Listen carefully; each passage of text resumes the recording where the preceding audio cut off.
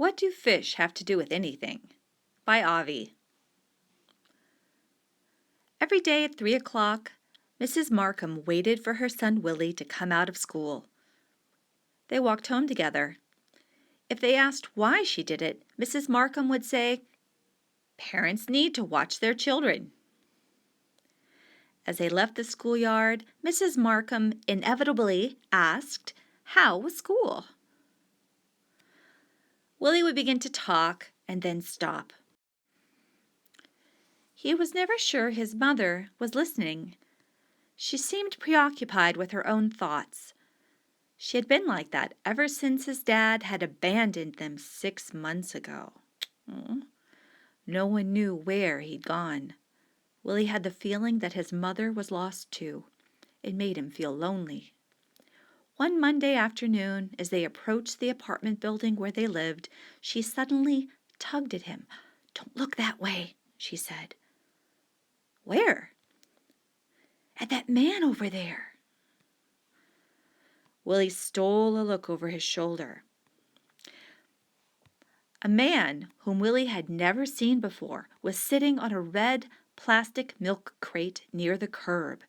His matted, streaky gray hair hung like a ragged curtain over his dirty face. His shoes were torn. Rough hands lay on his knees. One hand was palm up. No one seemed to pay him any mind. Willie was certain he had never seen a man so utterly alone. It was as if he were some spat-out piece of chewing gum on the pavement. "What's the matter with him?" Willie asked his mother in a hushed tone. Keeping her eyes straight ahead, Mrs. Markham said, "He's sick." She pulled Willie around. "Don't stare. It's rude."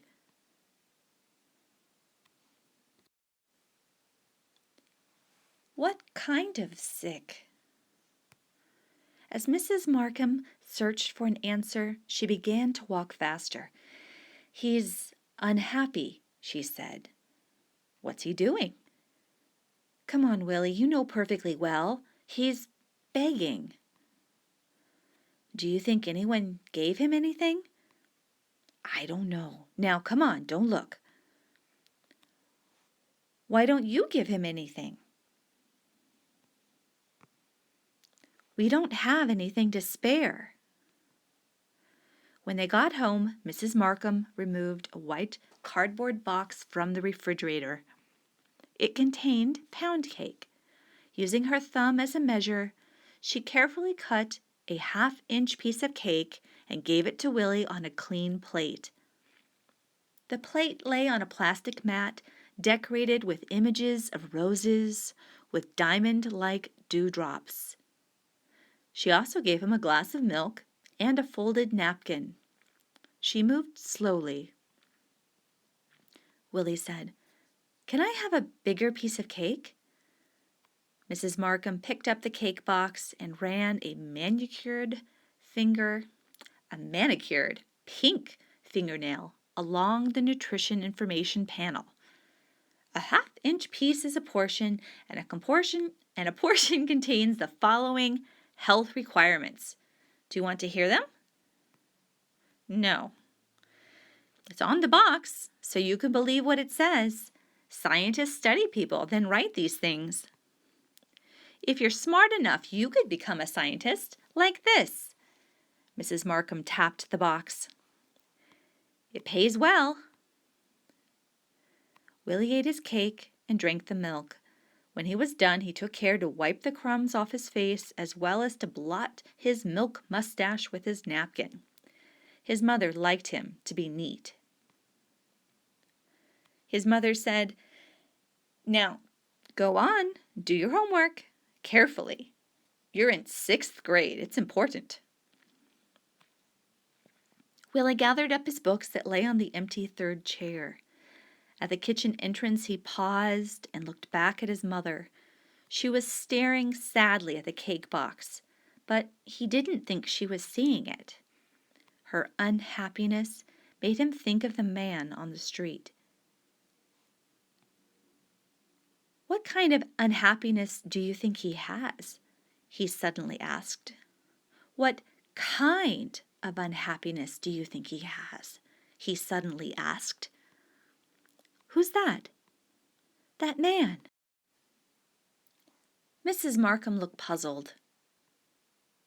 "The begging man, the one on the street." "Oh, could be anything," his mother said vaguely. "A person can be unhappy for many reasons." She turned to stare out the window, as if an answer might be there. "Is unhappiness a sickness you can cure? I wish you wouldn't ask such questions." "Why?" After a moment she said, "Questions that have no answers shouldn't be asked." "Can I go out?" "Homework first." Willie turned to go again. "Money," Mrs. Markham suddenly said. "Money will cure a lot of unhappiness. That's why that man was begging. A salesman once said to me, 'Maybe you can't buy happiness, but you can rent a lot of it.' You should remember that." "How much money do we have?" "Not enough." "Is that why you're unhappy?" "Willie, do your homework." Willie started to ask another question, but decided he would not get an answer. He left the kitchen. The apartment had 3 rooms. The rooms were painted mint green. Willie walked down the hallway to his room, which is at the front of the building. By climbing up on the windowsill and pressing against the glass, he could see the sidewalk 5 stories below. The man was still there. It was almost 5 when he went to tell his mother that he had finished his school assignments. He found her in her dim bedroom, sleeping. Since she had begun working the night shift at a convenience store, 2 weeks now, she took naps in the late afternoon. For a while, Willie stood on the threshold, hoping his mother would wake up. When she didn't, he went to the front of the room and looked down on the street again. The begging man had not moved. Willie returned to his mother's room. "I'm going out," he announced softly. Willie waited a decent interval for his mother to waken. When she did not, he made sure his keys were in his pocket. Then she left the apartment. By standing just outside the building door, he could keep his eyes on the man. It appeared as if he had still not moved. Willie wondered how anyone could go without moving so long in the chill October air. Was staying still part of the man's sickness? During the 20 minutes that Willie watched, no one who passed looked in the beggar's direction. Willie wondered if they even saw the man. Certainly no one put any money in his open hand. A lady leading a dog by a leash went by. The dog strained in the direction of the man sitting on the crate. His tail wagged. The lady pulled the dog away. "Heel," she commanded. The dog, tail between his legs, scampered to the lady's side. Even so, the dog twisted around to look back at the beggar. Willie grinned. The dog had done exactly what Willie had done when his mother told him not to stare. Pressing deep into his pocket, Willie found a nickel. It was warm and slippery. He wondered how much happiness you could rent for a nickel. Squeezing the nickel between his fingers, Willie walked slowly toward the man. When he came before him, he stopped, suddenly nervous. The man, who appeared to be looking at the ground, did not move his eyes. He smelled bad. Here. Willie stretched forward and dropped the coin into the man's open right hand. God bless you, the man said hoarsely, as he folded his fingers over the coin. His eyes, like high beams on a car, flashed up at Willie, then dropped. Willie waited for a moment, then went back up to his room. From his window he looked down on the street. He thought he saw the coin in the man's hand, but was not sure. After supper, Mrs. Markham readied herself to go to work, then kissed Willie good night. As she did every night, she said, "If you have regular problems, call Mrs. Murphy downstairs." "What's her number?" 274-8676, Willie said. "Extra bad problems? Call Grandma." 369-6754. Super special problems? You can call me.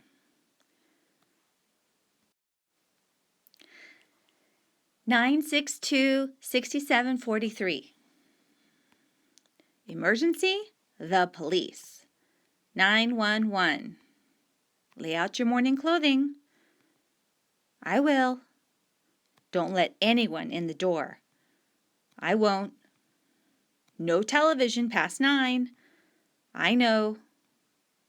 But you can read late. You're the one who's going to be late, Willie reminded her.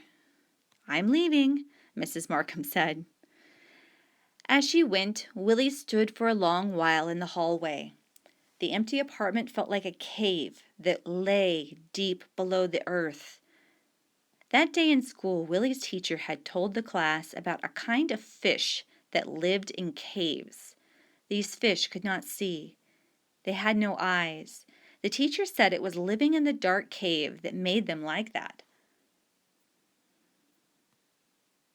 Willie had raised his hand and asked, "If they want to get out of the cave, can they?" "I suppose." "Would their eyes come back?" "Good question," she said, but did not give an answer. Before he went to bed, Willie took another look out the window. In the pool of light cast by the street lamp, Willie saw the man. On Tuesday morning, when Willie went to school, the man was gone. But when he came home from school with his mother, he was there again. "Please don't look at him," his mother whispered with some urgency. During his snack, Willie said, "Why shouldn't I look?" "What are you talking about?" "That man on the street, begging.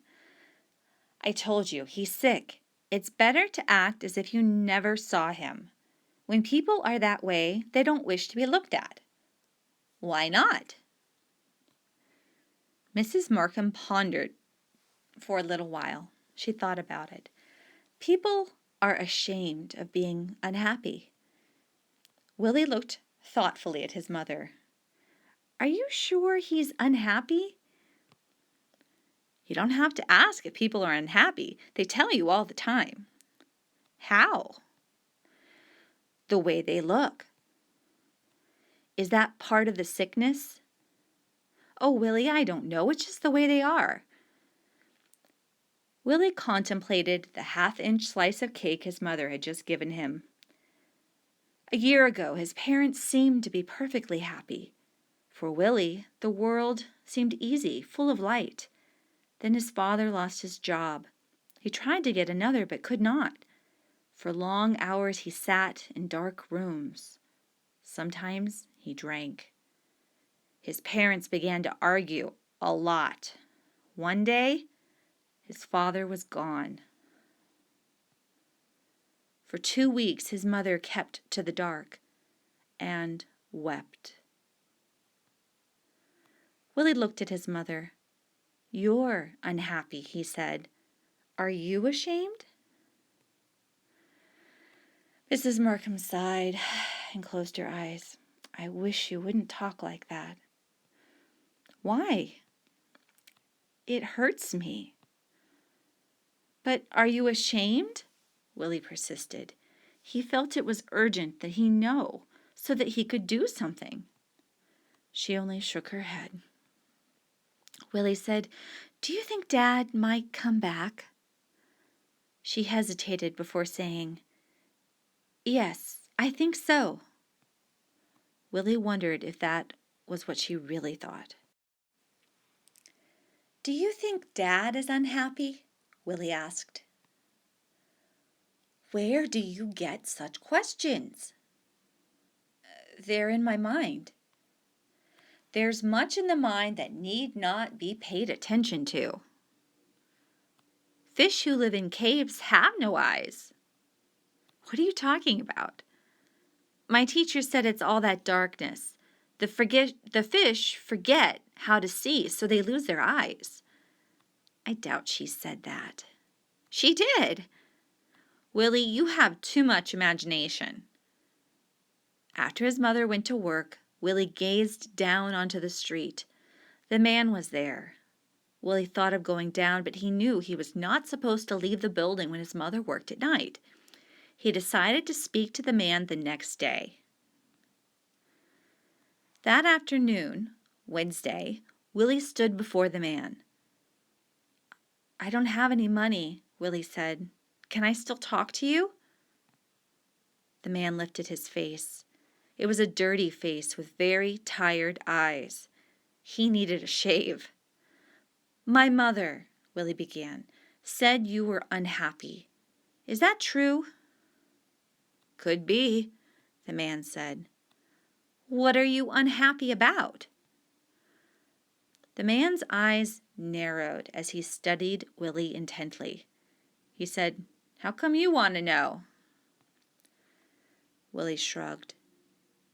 "I think you should go home, kid." "I am home." Willie gestured toward the apartment. "I live right there, 5th floor. Where do you live?" "Around." "Are you unhappy?" Willie persisted. The man ran a tongue over his lips. His Adam's apple bobbed. "A man has the right to remain silent," he said, and closed his eyes. Willie remained standing on the pavement for a while before retreating back to his apartment. Once inside, he looked down from the window. The man was still there. For a moment, Willie was certain the man was looking at the apartment building and the floor where Willie lived. The next day, Thursday, after dropping a nickel in the man's palm, Willie said, "I've never seen anyone look so unhappy as you do, so I figure you must know a lot about it." The man took a deep breath. "Well, yeah, maybe." Willie said, "And I need to find a cure for it." "A what?" "A cure for unhappiness." The man pursed his cracked lips and he blew a silent whistle. Then he said, "Why?" "My mother is unhappy." "Why's that?"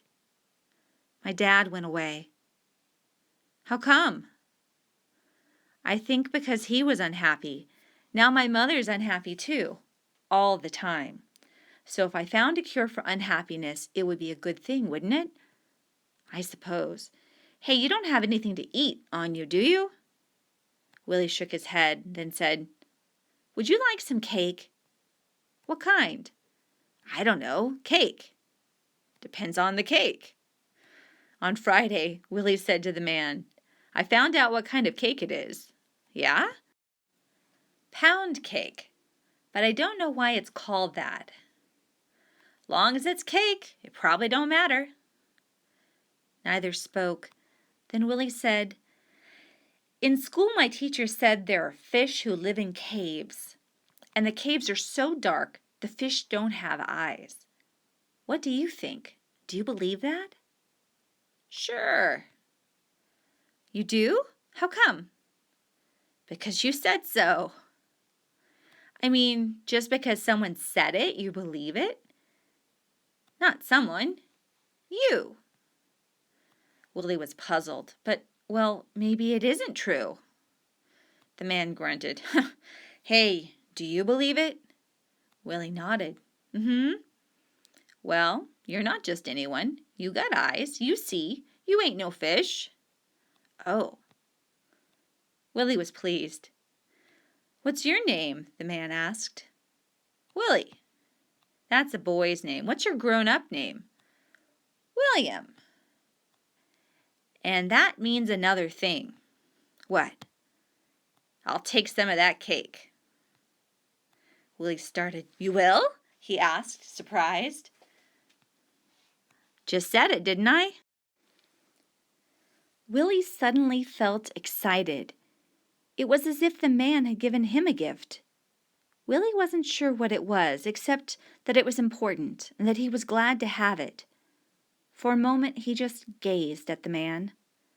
He saw the lines on the man's face, the way his lips curved, the small scar on the side of his chin, the shape of his eyes, which he now saw were blue. I'll get the cake, Willie cried, and ran back to the apartment. He snatched the box from the refrigerator as well as a knife, then hurried back down to the street. I'll cut you a piece, he said, and he opened the box. Hey, that don't look like a pound of cake, the man said. Willie, alarmed, looked up. But like I told you, it don't matter. Willie held his thumb against the cake to make sure the portion was the right size. With a poke of the knife, he made a small mark for the proper width. Just as he was about to cut, the man said, Hold it! Willie looked up. What? What were you doing there with your thumb? I was measuring the size, the right portion. A person is supposed to get only one portion. Where'd you learn that? It says so on the box. You can see for yourself. He held out the box. The man studied the box, then handed it back to Willie. That's just lies, he said. How do you know? William, how can a box say how much a person needs? But it does. The scientists say so. They measured, so they know. Then they put it there. Lies, the man repeated. Willie began to feel that this man knew many things. Well then, how much should I cut? He asked. The man said, You have to look at me, then at the cake, and then you're going to have to decide for yourself. Oh. Willie looked at the cake. The piece was about 3 inches wide. Willie looked up at the man. After a moment, he cut the cake into 2 pieces, each 1.5 inches wide. He gave one piece to the man and kept the other in the box. God bless you, the man said as he took the piece and laid it in his left hand. He began to break off pieces with his right hand and put them in his mouth one by one. Each piece was chewed thoughtfully. Willie watched him eat. When the man was done, he licked the crumbs on his fingers. Now I'll give you something, the man said. What? Willie said, surprised. The cure for unhappiness. You know it? Willie asked, eyes wide. The man nodded. What is it? It's this. What a person needs is always more than what they say. Who's they? Willie asked. The man pointed to the cake box. The people on the box, he said. In his mind, Willie repeated what he had been told. Then he gave the man the second piece of cake. The man took it, saying, Good man, and he ate it. Willie grinned. The next day was Saturday. Willie did not go to school. All morning he kept looking down from his window for the man, but it was raining and he did not appear. Willie wondered where he was, but he could not imagine it. Willie's mother awoke about noon. Willie sat with her while she ate her breakfast. I found the cure for unhappiness, he announced. Did you? His mother said. She was reading a memo from the convenience store's owner. It's what a person needs is always more than they say. His mother put her papers down. That's nonsense. Where did you hear that? Willie glared at his mother. No, you can't. You're a fish. You live in a cave. Fish? Retorted Mrs. Markham. What do fish have to do with anything? Willie, don't talk nonsense. My name isn't Willie. It's William, and I know how to keep from being unhappy. I do. He was yelling now. What a person needs is always more than what they say. Always. He turned on his heel and walked back toward the school. At the corner, he glanced back. His mother was following. He kept going. She kept following.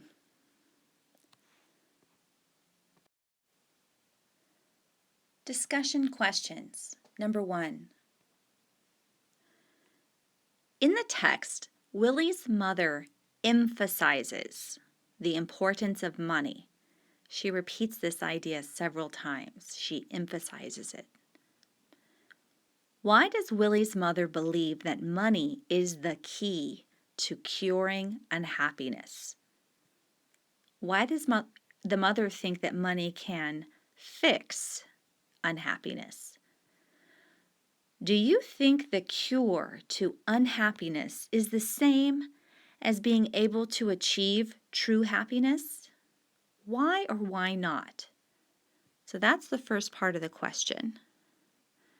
And it's asking what you think. Do you think the cure to unhappiness is the same as being able to achieve true happiness? Why or why not? The second part of the question, right here, how important do you think money is to achieving happiness? So how important is it? Money and happiness. Now, if you think about it on a scale of very important to not important at all, where on this scale do you think it would be? Then it says, cite evidence from this text, your own experiences, and anything else, literature, art, history, in your answer. So in other words, answer the question, cite evidence, and explain it. Ace the question. Question 2. In the text, Willie wants to learn the cure for unhappiness. Which course of action do you think is most likely to lead to happiness? Do you think achieving happiness means the same thing to different people? Why or why not? Cite evidence from this text, your own experiences, and other literature, art, or history in your answer. So again, let's look at this. First, it says, which course of action? So think about that as like steps, sequence. What course of action leads to happiness? That is way too big, that pen. Okay. 2, the second part. Do you think, let me get rid of that dark mark. Do you think, right here, achieving happiness means the same thing to different people? Why or why not? So most of us would probably say, no, it's not the same for different people. Well, how do you know that? Why do you think that? Can you give an example? For example, so here you're going to have a compare and contrast. Can you find different examples you could compare of characters, people you know? And question number 3. In the text, the beggar claims that not all people need the same amount of something. How do you feel about the beggar's claim? In your opinion, what is fair? Do you think it's fair that some people receive more than others if they need it? Why or why not? Cite evidence from this text, your own experiences, and other literature, art, or history in your answer. So again, there's several parts. The first part says, the beggar claims not all people need the same amount of something. How do you feel? Okay, so how do you feel? Let me go to the other pen, number 1. Okay, what are your feelings about that statement? And feeling sounds a little wimpy, but you could say something like, what's your reaction to that statement? What's your gut tell you about that statement? Does it ring true to you or not true? And then, how do you, in your opinion, what is fair? Now, my dad always said, life's not fair. So here's the question. What is fair? Do you think it's fair that some people receive more than others if they need it? Why or why not? So back it up and then give some evidence. For example, this evidence could be characters. Okay, it could be real life. Whatever you can to support yourself. And it's good to have at least 2 things that you can use to support your answer. So again, it goes back to this ACE concept. Answer the question, cite examples, and then explain it. How does that example that you gave prove your point?